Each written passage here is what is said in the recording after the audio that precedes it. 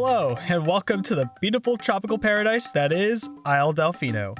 Also, new redesign. Who's this? I don't think you need me to explain to you on just how revolutionary Super Mario 64 was and how it set the golden standard for 3D platformers, adding a variety of new and satisfying movement options to the Red Plumber, providing the player with a variety of immersive and open worlds to explore as they please, offering freeform camera controls that, well, sometimes they worked, tasking the player with a variety of fun challenges, and being able to complete whichever ones they like in any order. This game is legendary, and is still highly praised as the quintessential 3D Mario game to this day. So surely 6 years later, and with more advanced hardware and foresight, we can only assume that Nintendo would one-up their magnum opus, right? Right? Super Mario Sunshine is the oddball out of all the mainline Mario games. It holds a specific place amongst Mario fans as either one of their favorite entries in the whole franchise, or an absolute dumpster fire that even Flood can't put out. There's really no in-between on the spectrum. So I'm about to lose half of my subscribers today and tell you that I absolutely love this game and how great I think it is, and I think it's still one of the best 3D Mario platformers. Dare I say it? I love it more than 64 and Galaxy.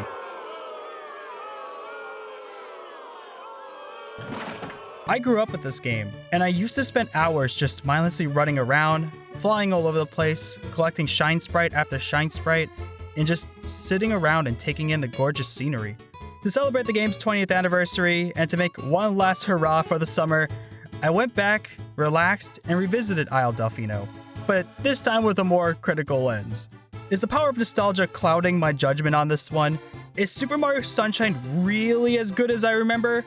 Well, the pachinko level still exists, so... No. But in all seriousness, let's have a retrospective look and discuss on what exactly is Super Mario Sunshine.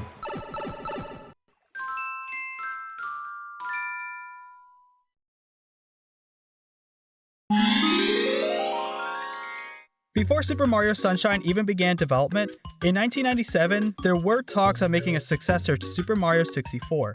In 1999, a prototype was made that was simply dubbed as Super Mario 64 2, a sequel initially planned for the Nintendo 64 DD. Not much is known about this build publicly, only from statements by Shigeru Miyamoto that it was in development and that it would include 2 players, with Luigi being playable.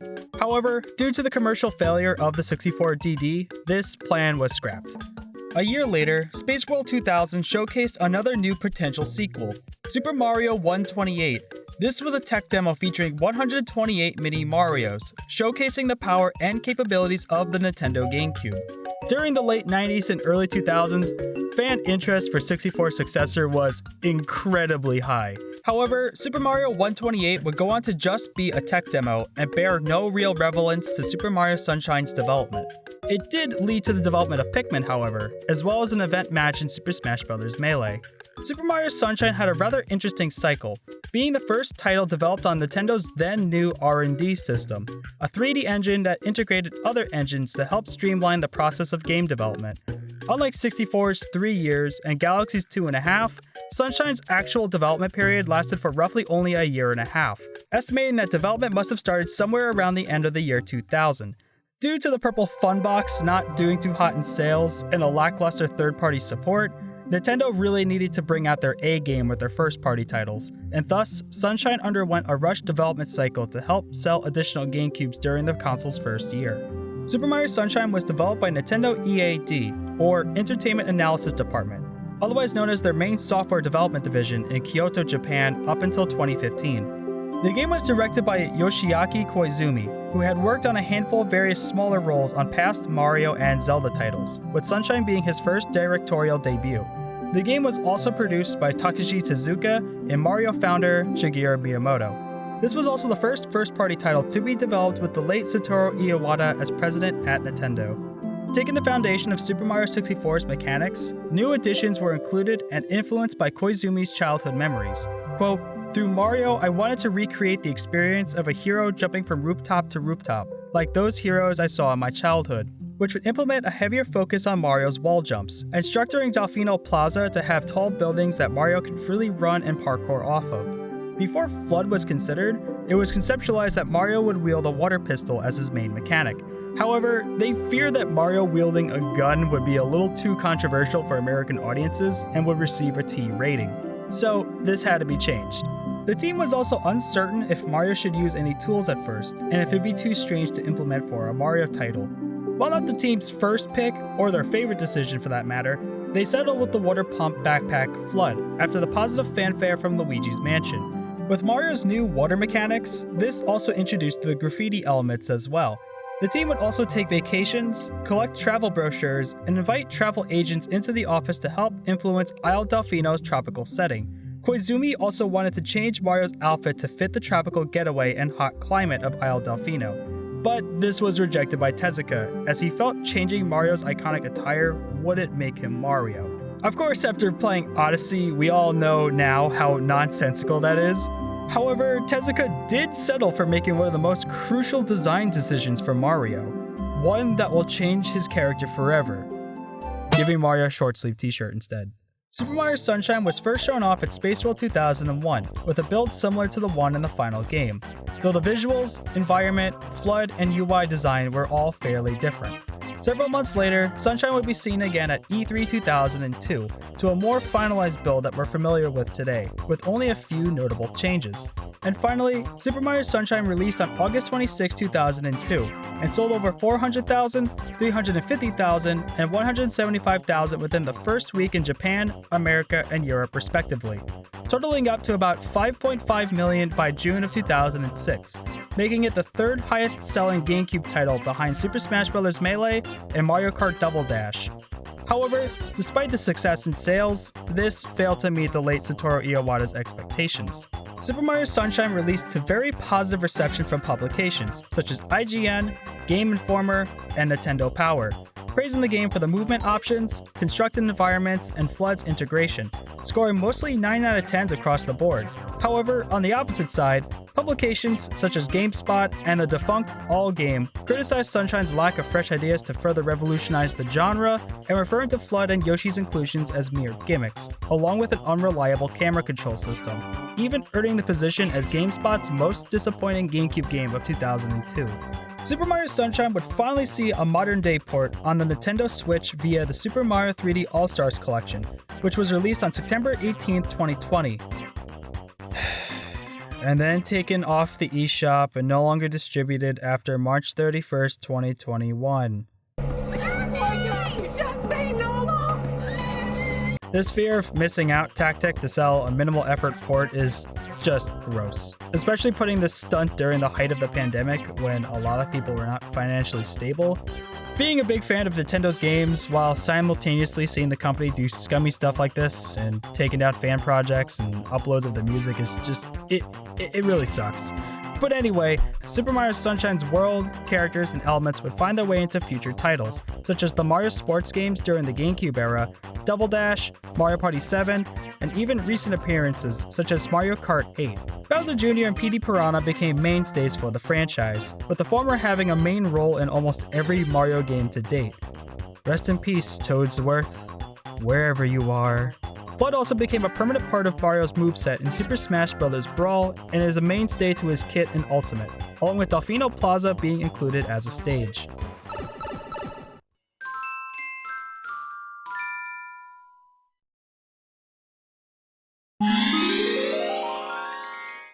So before I talk about all the objectives, collectibles, and things you're actually supposed to do in this game, I think it's really important we talk about Mario's movement and controls first, because holy hell, besides Odyssey in 2017, this is still the best versatility we've ever gotten from Mario. His iconic triple jump, side somersault, dive, and ground pound all make a return from 64. And while his long jump, backflip, punching, and kicking got the cut, there's a lot of improvements to his movements. See what I did there? Mario has a new spin jump. It's a bit hard to control at times, I must admit, but this gives him more vertical height and a slower descent. Mario's dive is now a lot more useful, giving him a bit of an extra oomph to reach a nearby ledge, and if you slide across a wet surface, it makes him glide across the map like butter. Mario can now also jump out of a dive, maintaining his speed, making the dive an essential and fun movement option. His wall jumps are also substantially easier to pull off compared to 64, and they're a lot more satisfying. Turning Mario around is also snappy and instant, making tight platforming completely possible. Bless Mario 64's heart, and like Sunshine, I grew up with this game and I love this game so much, but I can't ignore how janky the controls can be sometimes, such as going in the opposite direction causes Mario to turn around in an arc, Mario essentially being made of magnets and clinging to nearby walls, not being able to freely rotate the camera at times, and wall jumping being an unpredictable headache. For the most part, Sunshine fixes a lot of these issues, though at times the camera can still be a little wonky, but this is such a rare occurrence and is overall a significant improvement. I think what truly makes a platformer special is that your main character is such a joy to control, mindlessly running and jumping around in these fun environments, never losing momentum, pulling off the perfect jumps, taking shortcuts, zipping across the maps, and never feeling like you've reached the maximum speed. These elements are what separate the greats like Super Mario Sunshine or Sonic Adventure 2 from games like, well, Balan Wonderworld. Right beside Odyssey, Sunshine feels the overall best in the controls department. Moving around as Mario just feels so fast, seamless, and gratifying. Honestly, I really love watching speedruns of this game. The amount of moves and shortcuts speedrunners can pull off is just really fascinating. Another unique addition to Mario's kit is his new companion for the adventure, Flood, which provides 4 different nozzles: Spray, Hover, Rocket, and Turbo. Spraying mode is Mario's main utility for defeating bad guys, cleaning up graffiti, and being an absolute bastard menace to society. You can also go into an over-the-shoulder perspective to be more accurate with your shots. Due to the GameCube's analog triggers, an unnecessary but neat feature is that you can adjust how much water Mario shoots out by how hard you're holding down the R button. The hover nozzle, along with the rocket and turbo, are swappable by opening up blue, red, and black boxes found around the maps. However, at the start of every level, Mario has the hover nozzle equipped by default. Hover, as the name implies, allows Mario to get a few additional seconds of airtime by shooting water below him. The player will be spending most of their playthrough using this mode exclusively. Not only does it help Mario reach higher ledges that he normally wouldn't be able to make, but it allows him to maintain his horizontal momentum, course correcting him if you're off slightly with a jump, and can act as a last-ditch effort to save yourself if you slip off a tight ledge. Now, you can say that Flood's hover nozzle completely ruins the integrity of Mario Sunshine being a 3D platformer and takes the challenge out of precision jumps. And yes, that's true. Playing Mario Sunshine is like the bowling equivalent to using the bumpers. However, my counter-argument is that I think the hover nozzle helps make the gameplay feel more fast-paced and, for the lack of a better word, fluid. It's knowing when to pull off Flood's hover, just to get that extra foot off the ground when reaching a cliff or building, rotating around after a wall jump to get to where you need to go, taking what would otherwise be leaps into the abyss, only to zip right through these large gaps and hitting the ground running. I don't think Sunshine would be nearly as fun or memorable without it. It is technically possible to clear the game without it, but Sunshine's level design was built with the hover nozzle in mind and would require precise jumps and exploits in order to clear it otherwise. The rocket nozzle is situational. By charging up enough power, Mario can fly up really high into the air, reaching higher places that he normally couldn't reach by jumping and hovering. The drawback to this is that you don't move very far horizontally. Due to not always having this nozzle on hand and only needing it at certain times, this and the turbo nozzle aren't nearly as helpful. The turbo nozzle is like the opposite of the rocket, removing Flood's safeguard of platforming assistance by making Mario dash super fast across land and water. Attention all units. Suspect seen heading south. Block all... Running at max speed feels fun, but you can't really make sharp turns. Like the rocket, it has its uses, but realistically speaking, you really only need this nozzle like 4 times throughout the whole game. While it is ideal for water navigation, you rarely have this nozzle available to you, and the fact that it replaces the godsend that is the hover nozzle, this is the least optimal of the bunch. The method of acquiring the turbo and rocket nozzle is also a pretty big misfire in my opinion. Within each level, you can find the boxes scattered around. However, they will be holograms at first. So surely there's like a unique color switch or something like in 64, right? Nope, just another box that looks exactly like the one you saw earlier, just placed somewhere else. Getting that specific box unlocks that nozzle for that level only. In Delfino Plaza, you can unlock these after getting 25 and 30 shine sprites respectively, but again, it only unlocks it for Delfino Plaza. When acquired, the player gets to keep the new nozzle until they exit the level. There's a few ways I think this feature could have been improved. One, I think unlocking them in Delfino Plaza should unlock them for all the levels, instead of going to find a random box in each location, similar to how Yoshi works. The second change I'd make is that in some chapters, particularly in the later game, require the player to use these nozzles, giving them more value. Or perhaps in some chapters, Mario starts off with the rocket or turbo nozzle and restricts him from using the hover nozzle. The third and final change I'd make is just making them easier and more accessible to the player. In some of these levels, you really have to go out of your way to find them, and since the hover nozzle is already amazing, it's not worth switching out unless if you absolutely need to. A neat addition is the return of Yoshi. Unlike 64, where our dino friend just showed up at the very end of the adventure and gives you to what I would call the equivalent of getting an AMC Plus subscription. If you're watching this video sometime after 2022, this is a dated joke back when AMC Plus was a thing. This time, our green dino friend has an active role in the adventure.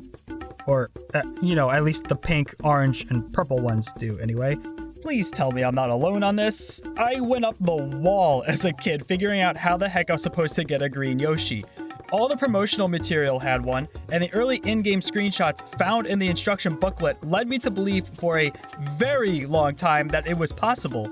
Minus starving the poor guy to death, of course. This was also back when I was just a fox with no internet, mind you, and, I'm getting off topic here. Yoshi's a cool addition to Mario's move pool. He jumps much higher, and if you hold the A button down, Yoshi does his iconic flutter jump from Yoshi's Island and story, giving him additional airtime. Like Flood, Yoshi can spray fluids, and by that I mean he can vomit up stomach acid. Juice from his mouth. No, I won't elaborate on that one any further. This can be used just like Flood, but with the added bonus of destroying these orange goop blobs. Yoshi's belly will also start to slowly drain on its own, and more rapidly when he's spraying juice, and he needs to eat fruit in order to stay alive, with some fruits changing his color. Spraying enemies will also turn them into platforms. If Yoshi is orange, they'll remain stationary, if he's pink, they'll move upward, and purple will move forward. Yoshi can also eat nearby enemies, birds, and butterflies as well. Yoshi is also now allergic to water or something, because if he falls in deep enough, he just dies. Or if you're feeling a certain level of evil, you can also leave him alone in shallow water. Yoshi's a fun addition, but like the rocket and turbo nozzle, there's only so few times where you'll actually need Yoshi. He was a lot more utilized in Super Mario Galaxy 2. So now that we got all of that out of the way, we can finally talk about the actual game itself.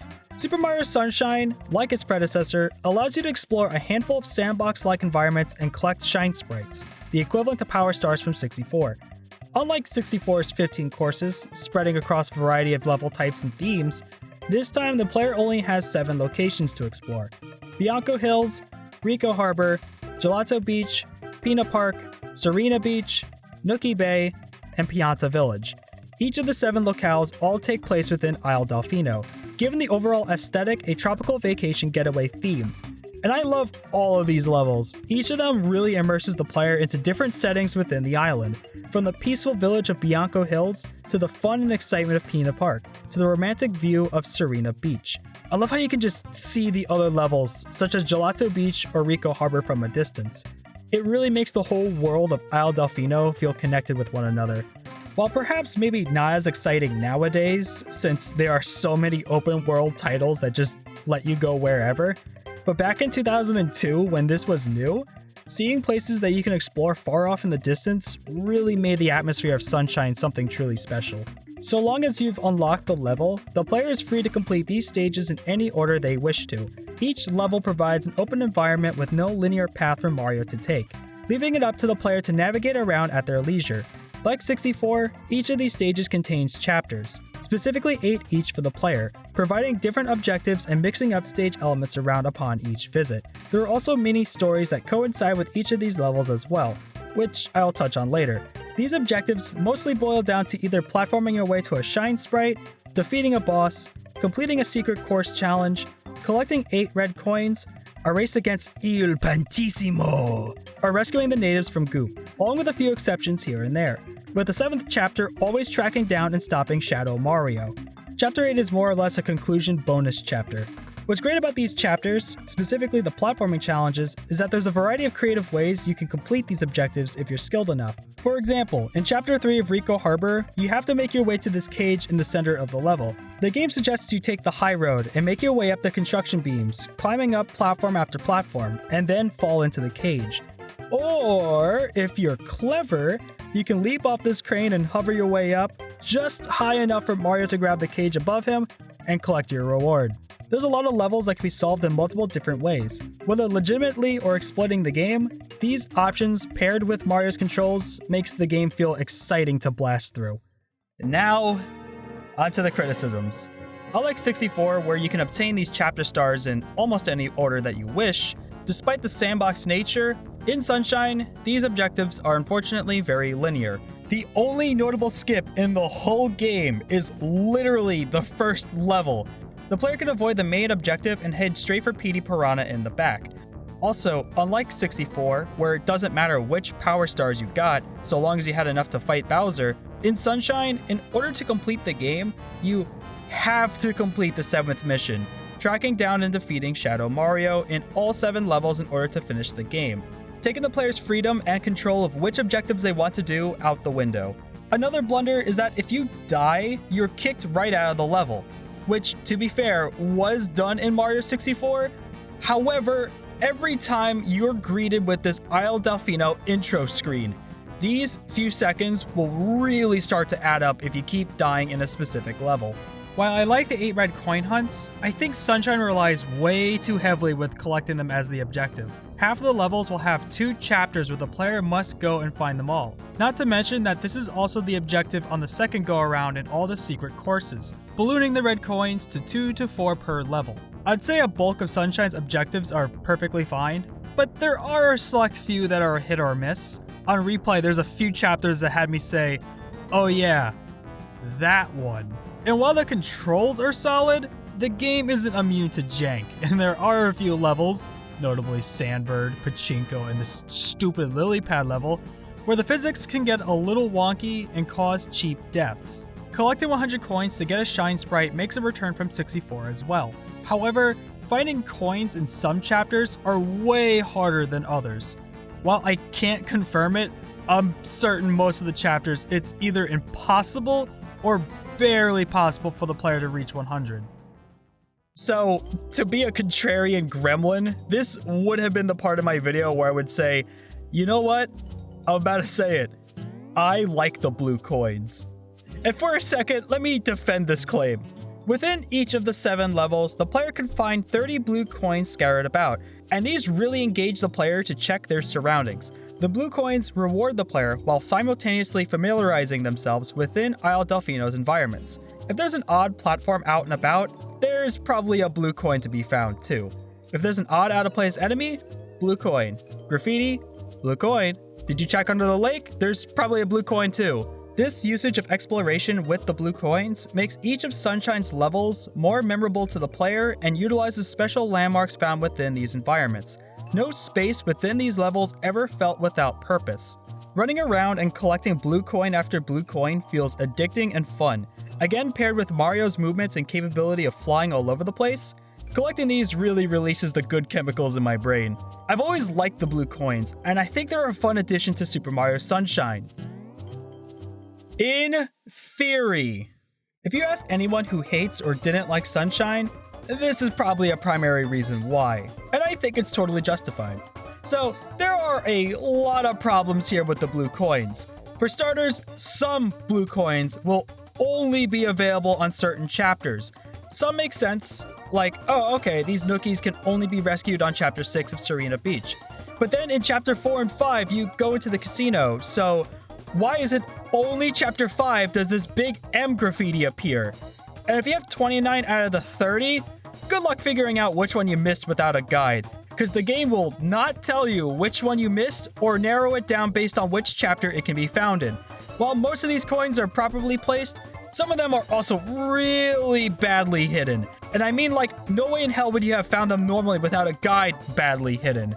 This regular wall in Rico Harbor, blue coin. These regular boxes in the storage of Serena Beach, blue coin, this freaking tree and Bianco Hills that is right next to the other trees that all look exactly the same, blue coin. This is not good game design.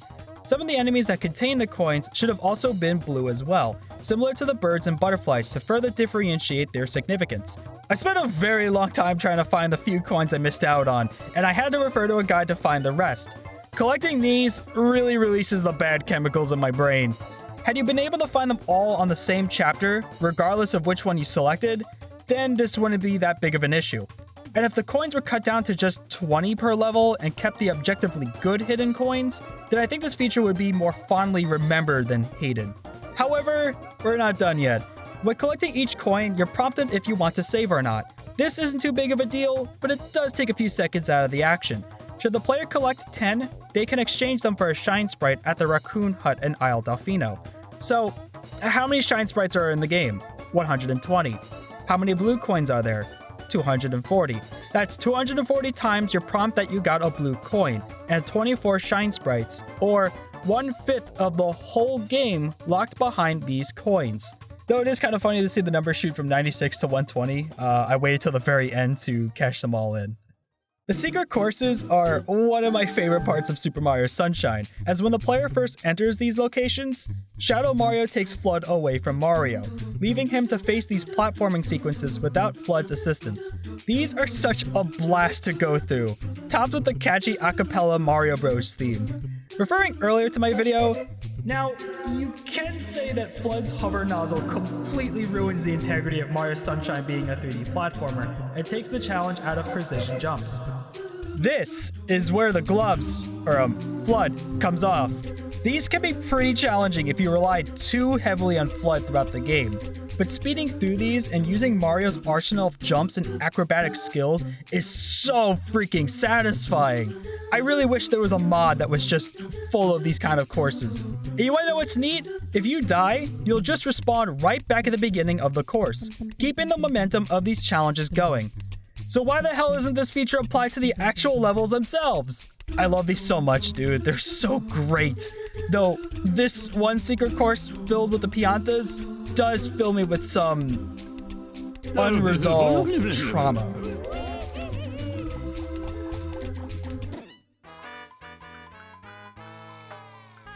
If you enter again, you can gain a second secret shine sprite. Try saying that 10 times fast. This time, you have Flood with you, and you need to collect 8 red coins within a time limit. And some of these can cut very close too, making speedrunning essential and an absolute blast to go through. Delfino Plaza acts as your hub world, which allows Mario to access the other 7 levels.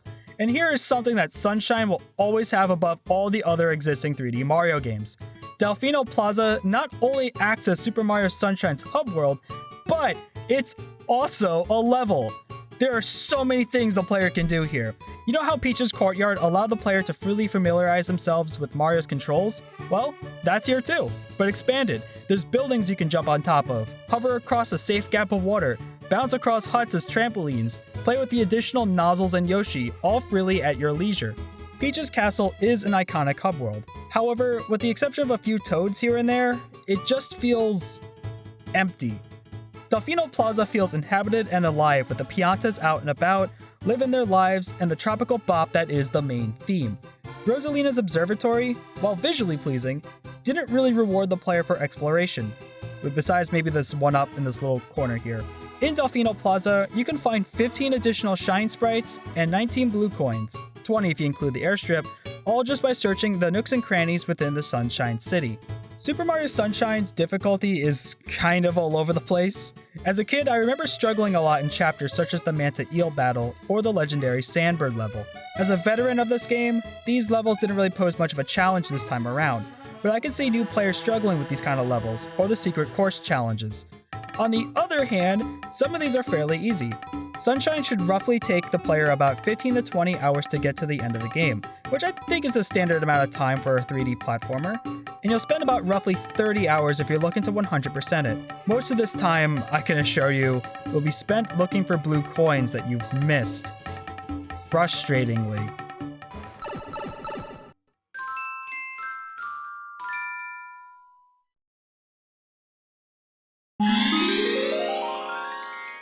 I can just sum this up to another Save the Princess Mario plot, because, you know, it is. But there is some flavor to Sunshine that makes it a bit different from other Mario games. For starters, voice acting, which, The truth is obvious. The guilty party sits among us. Well, there is a reason why Nintendo hasn't done this again. Sunshine also debuted the best character in the whole franchise. No, not you, or you. There we go. Perfection. Super Mario Sunshine opens with Mario, Peach, and Toadsworth on their way to Isle Delfino for a tropical vacation. Hey, you know who probably deserved a vacation around this time? Luigi.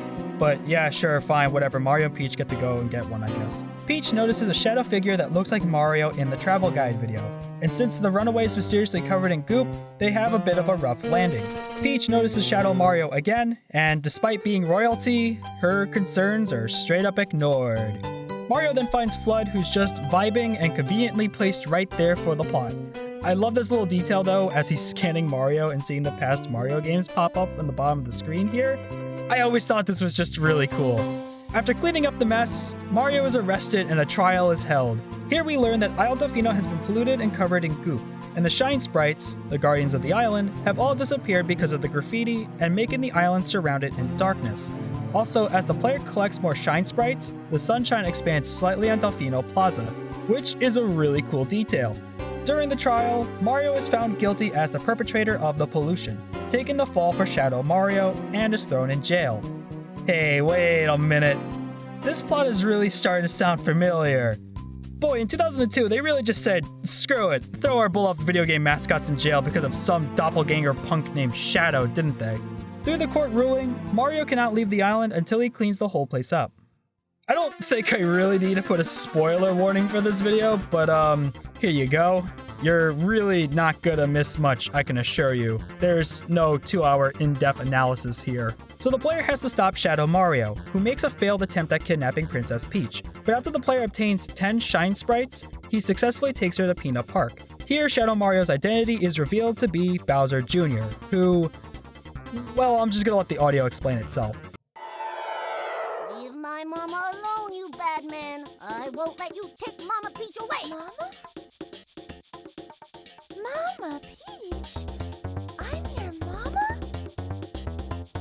That's Mama Luigi to you, Mario!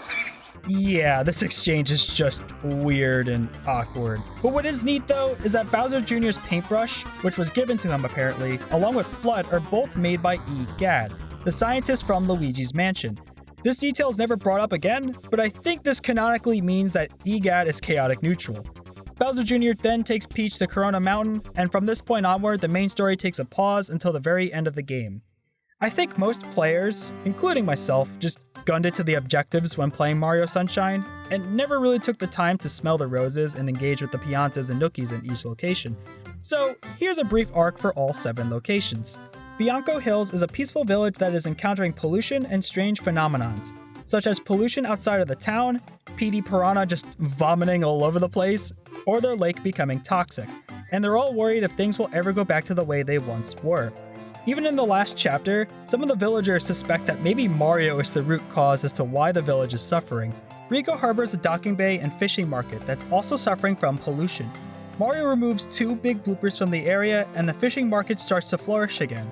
Also, a detail I never knew about was that this captain guy, the owner of the private helicopter, he takes all the glory of defeating the second blooper from you, and he makes this guy think that he's an actual hero. But he does call Mario a spunky one, so I'll let it slide. Gelato Beach has everyone excited for the legendary Sandbird, who will be hatching soon. I don't see why, this thing freaking sucks, but it's been incubating for thousands of years, and the locals are concerned that the Puggalos and the Wiggler will cause it to die. While the Sandbird didn't get to stay for long, the locals are happy they got to see it hatch and then proceed to enjoy their festivities, such as the watermelon contest or watching Mario destroy Il Pantissimo in a race. Peanut Park doesn't really have much of a plot. Despite it being notable for Bowser Jr.'s debut, most of the residents here are just kind of having fun and doing their own thing, which you'd pretty much expect to see that at a theme park. Serena Beach begins with the whole hotel being covered in goop and is completely gone, with all the guests pissed that they can't check in. After restoring it, it turns out that the place is haunted and asks Mario to help get rid of the ghosts. If you speak to the janitor within the air vents, he even suggests that Mario should use a vacuum to get rid of them. An obvious callback to Luigi's Mansion, which is a really cute touch. Why isn't he here?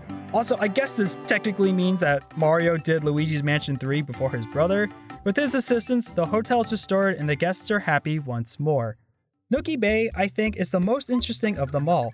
The only two inhabitants is this old guy and his grandson, as they're trying to figure out why the bay is polluted and poisonous. The old man shares a bit of his culture, such as the painted walls and hidden treasure from the old Nookie King. And after narrowing down the main source by removing a few toxic bosses, the bay is restored back to normal once more. And in the final chapter, the player can find a bunch of Nookies just vibing around underwater in the Nookie City. Through Mario's help, he was able to bring a race of people back to their home. And I think that makes this the best arc in Sunshine. Pianta Village is preparing for their Fluff Festival. However, mysterious fiery goop seems to show up. And worse, people who leave their dogs unsupervised. In the final chapter, they all finally get to celebrate the festival without any issues. I love how the bouncy music will quiet back down if Mario's either under the city or far away on the clouds. It really makes the atmosphere feel more alive when you're within the village, partaking in the festivities, and more quiet and aloof when you're far away. After Shadow Mario / Bowser Jr. has been defeated in each chapter, he causes Delfino Plaza to flood, and Mario can now access Corona Mountain. Property damage never looked so pretty. Hey, wait a minute. This plot is starting to sound familiar. Alright, here we go. Time to test our abilities of what we've mastered throughout our journey in this whole game. Alright, death spikes, fire fountains, lava. So far, so good. What the hell is this? Okay, alright, disregarding the wooden boat on lava physics and all that crap, but what the hell is this? Oh, wait, now I remember. It's that wooden boat found in Nookie Bay that had absolutely no significance, and I'm sure most players have never even noticed it was there. So I'm familiar with how this mechanic works now, and I really didn't have any issues on this playthrough, but I hated this so much as a kid. Not to mention that there's blue coins that the game expects you to navigate this flimsy, crappy boat around to collect. But, alright, whatever, we made it. Alright, the rocket nozzle. It's been a while since we've used this bad boy. Oh, I'm sure we're gonna have to use the turbo nozzle and Yoshi too in order to make our way in. Wait. It's over? That's it? Okay, as much praise I've been giving Sunshine so far, this is terrible level design for a final trial. No acrobatic Mario platforming. Flood's abilities weren't utilized here. A mechanic that the player is not accustomed to is here. Besides these fish that don't do anything, there's not even a single enemy here. You could easily add a section where Mario has to dash across platforms with the turbo nozzle, or include Yoshi in orange goop so Mario can advance forward. Include graffiti containing ledges that Mario needs to clean so he has new ledges he can go on. Enemies for Mario to face. Hell, even at the end you could have lava rising up, making this final section a threat, forcing Mario to escape the volcano quickly. All of this just really sucks. There's no other way to put it. Well, hopefully fighting Bowser will be— Are you telling me that with all the unique ideas you could possibly do for a final boss battle, incorporating Mario's, Flood's, Bowser Jr.'s unique abilities and skills, and the best you can come up with was make Mario run around in a circle and ground pound 5 times in order to clear the game? Yeah, Super Mario Sunshine really just takes a nosedive at the very end. Maybe to an inexperienced player, you might get hit by Bowser's fiery breath once, but this is such an underwhelming final battle. The best thing I can really get out of this is just Bowser's voice acting, and I mean that for all the wrong reasons. Mario! How dare you disturb my family vacation? Anyway, Mario and Peach escape, but oh no, Flood's dead and Mario is sad, but don't be sad, Mario, cause Flood's okay 2 minutes later, taking any emotional weight off of Mario's back. You know, kinda like Anyway, Isle Delfino is restored and Bowser confesses to his son that Peach isn't his actual mother, which means that we can finally get that horrifying mental image of Bowser Jr.'s conception out of our heads. The game has placed enough burdens on us already. But then, Who is Bowser Jr.'s mom? I need to know, Miyamoto. Who did Bowser canonically Anyway, the plot isn't very good, nor did it leave any impact. But, at the end of the day, is there actually a single person playing a Mario game for the plot? The gameplay is truly the franchise's brightest feature here. Anyway, mess story with a crappy ending, but it was neat to get to see some of the side stuff happening around Isle Delfino this time around.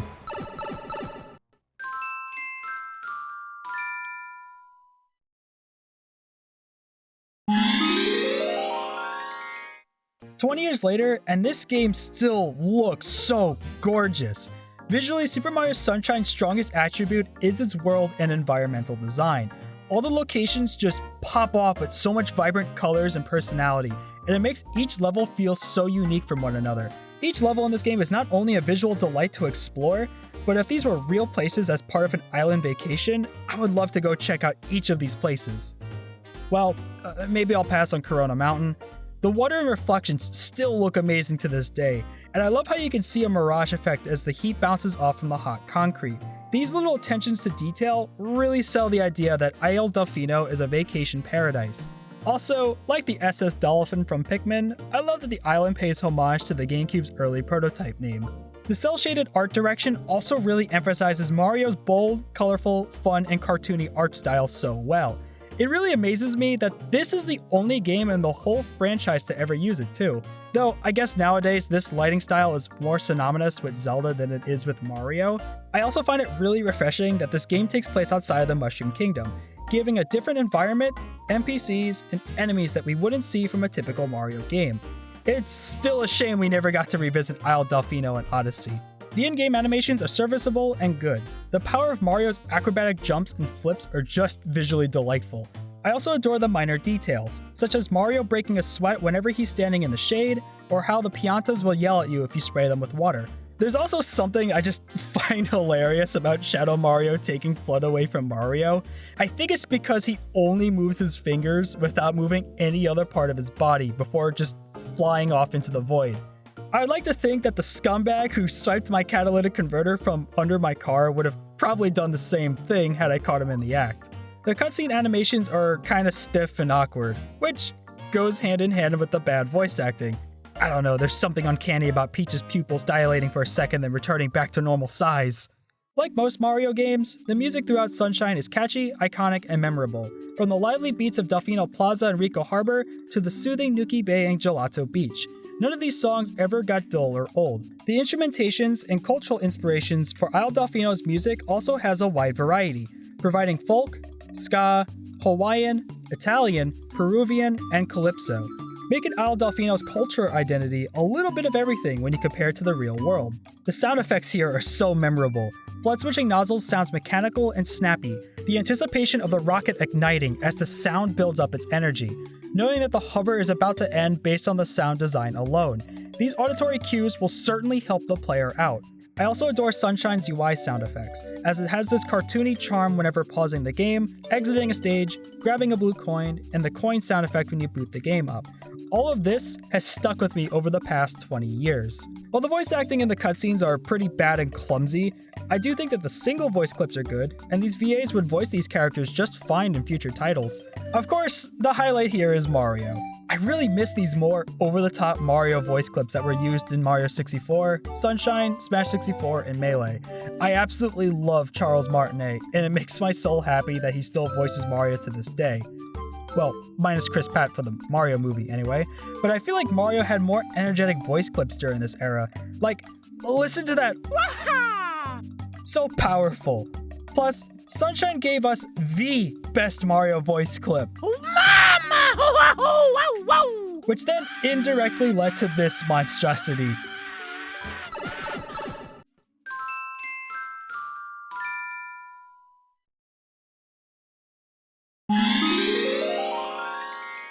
So there's the original and the Super Mario 3D All-Stars version. There's really not much of a difference. The 3D All-Stars expands the game to 16:9 aspect ratio and produces the visuals in HD, which, for a saturated and colorful game like this, is highly appreciated. The cutscenes, which originally were in 4:3, were also slightly zoomed in to fill the screen. This is pretty much the bare minimum of a port. Though, funny enough, when this first launched, there was no GameCube support, so you had to play Sunshine with Joy-Cons or a Pro Controller. A few other things to note was that the platforms for these blocks had their debug paths displayed, and the Go sound clip sounded like a sensor beep. Though, in the 1.1 version of the game, these issues were fixed. Now, if only Nintendo can get it together and put 3D All-Stars and Fire Emblem back on the eShop and never do these timed exclusive things ever again.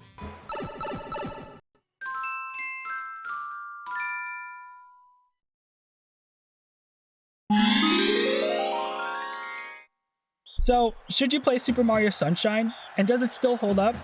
Yeah, I believe so. I think it's definitely worth the play at the very least. There are some major flaws with this game, such as the player progression, constricted level theming, missed potential with Flood's other abilities, the blue coin fiasco, and the abysmal and underwhelming final level. There's a reason why Sunshine never got to live up to its predecessor or its successor. However, I think Sunshine is still fun and engaging as it was 20 years ago, and I had a great time relaxing and tackling this game again. And even with its litany of flaws, I would still call Sunshine as one of my favorite Mario games of all time. The controls are amazing, collecting blue coins was addicting till I got sick of them, the scenery was so visually gorgeous, and quickly flying my way through these levels was exhilarating. I would still recommend Mario 64 first if you haven't played it yet, but I think Sunshine is very underrated and worth playing. Now, should you 100% Sunshine? No, absolutely not. It is not worth it, and I would advise against it unless if you really feel compelled to 100% it. Finding the remaining blue coins will bog down your overall experience. I would recommend against Sunshine if the flaws I brought up earlier are deal breakers for you, or if you're just not a fan of 3D platformers or Mario titles in general. Super Mario Sunshine is available for the GameCube, which might be hard to come by these days, and it was available on Switch, but I am sure you can get a used copy somewhere pretty relatively easily, I hope. But if you can get your hands on it, I would recommend checking it out. If you made it to the end of this video, thank you so much for watching. This was a lot of fun to put together. If you enjoyed this video, please be sure to leave me a like, comment, and subscribe. Ring that bell, as so the YouTubers say. Yeah, this was a fun little project to do. I say little, not like this video was like 40 minutes long or anything, but my reference now compared to the Amori video, this is little. Also, it was about time I finally did a redesign for my channel. It's been a while. This has been a long time coming. I've been working on this on and off for about a year now. I just didn't know when would be the good time to implement it. But yeah, I feel like it'd be much easier for me to animate with this. Pro tip, if you're ever planning on making a character with Adobe Character Animator, do not make your character in Adobe Illustrator if you're gonna give them a bunch of complicated animations, because I can assure you, it's gonna be a nightmare to implement. So, going off of a Photoshop model, this should be a lot easier to work with. Plus, also, I am now more fluffy, so that's cool. But anyway, a couple things I want to plug in real quick. I have my Twitch at twitch.tv/afoxontheinternet. I still don't really have a schedule per se, but yeah, I have a lot of fun on there. I try to at least stream once or twice a week. We have a lot of fun on stream, so I hope to see you there. I have a Twitter at afoxbtweeting. I still haven't really used it much, but if you want to follow me on Twitter, there you go. And I also have my Discord server where we post memes and talk about nonsense. So if you want to engage with me and my little community, I'd love to have you. Yeah, this was a lot of fun to do. As summer comes to an end, the best season is just around the corner, and I hope to see you there. So, with all that said, I hope you have a wonderful day or evening, or whatever time it is for you right now, and that you all stay safe and take care.